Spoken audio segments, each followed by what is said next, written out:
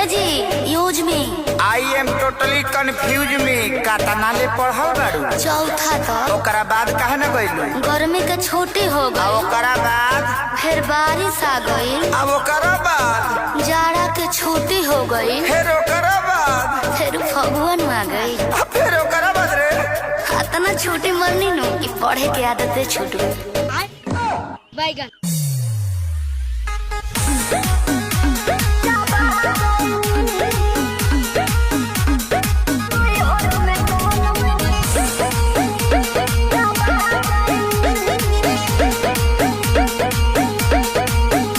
अरे तहरा पढ़ाई के नइखे कोनो जोड़ हो, बोलेलू त इंग्लिश के तूर देलू गोड़ हो। मैं तो बताई मैं नहीं हूँ वाईफाई।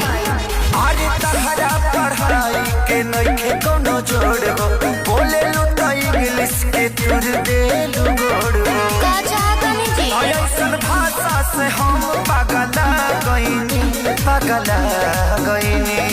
सुनी बेच कापे किताब भोजा खा गईनी, राजा नहीं हर में राजा नहीं हर में गोलम चापा गईनी, राजा नहीं हर में गोलम चापा गईनी।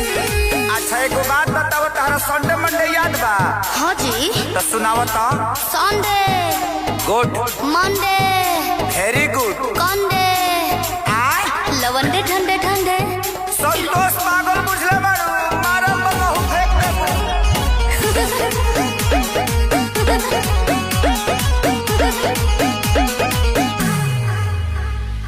अनपढ़ के तू ताला कहलू एजेंसी, रह तू पढ़ल होइते आशा में वैकेंसी। भोक भोक बुतत रहे पढ़े घरी दियावा, पियावा रे पियावा, पियावा। तब की भइल तो से शादी करके का कोइनी, ई का कोइनी। बेच कापे किताब भोजा खा गईनी, राजा नहीं हर में राजा नहीं हर में गोलम चापा गईनी, राजा नहीं हर में गोलम चापा गईनी। बाप रे बाप, लागत है कि अब हम डिप्रेशन में चल जाए। ठीक बा, आय? अकेले जाई? हाँ। जाते न त जाके देखी। हाँ। अब बढ़िया जगह होई नु, हाँ। हम आ जाए। आ ओइ जे हनीमून मनावल जी डिप्रेशन में, आ घूम घाम के आ चल जाई। का अब ते सफा संतोषवा बना देबे। का भाई कुछ गलती हो गल का? ना ना ना, तू आ गलती।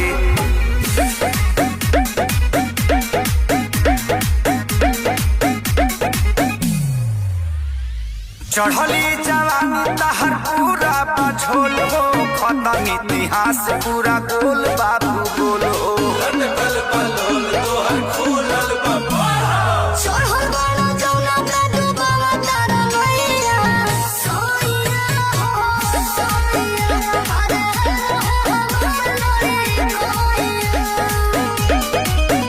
कहे अखिलेश खेसारी हम खा गईनी, हो खा गईनी। बेच कापे किताब भोजा खा गईनी, राजा नहीं हर में राजा नहीं हर में गोलम चापा गईनी, राजा नहीं हर में गोलम चापा गईनी। लास्ट में तरह से एगो सवाल पूछी। पूछे ना जी। ई बताओ कि लिंग क तरह के होला? 3 तरह के। कौन कौन? स्त्रीलिंग, यस, पुल्लिंग, बिल्कुल यस। अडरलिंग। हाँ, अब बुझा गल दुर्गेश नाई बना देवे ते हमके। पूछी पूछी।